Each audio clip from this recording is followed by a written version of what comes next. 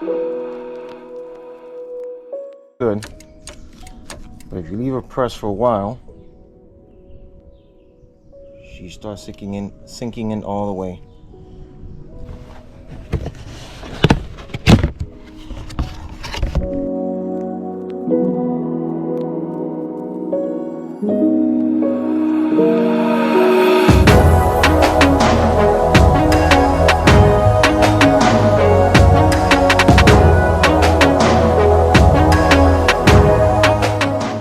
Bleeding left side first, on top, then the left side, right side. You want to go back on top again. Right there. That's the lever right there. Look at that.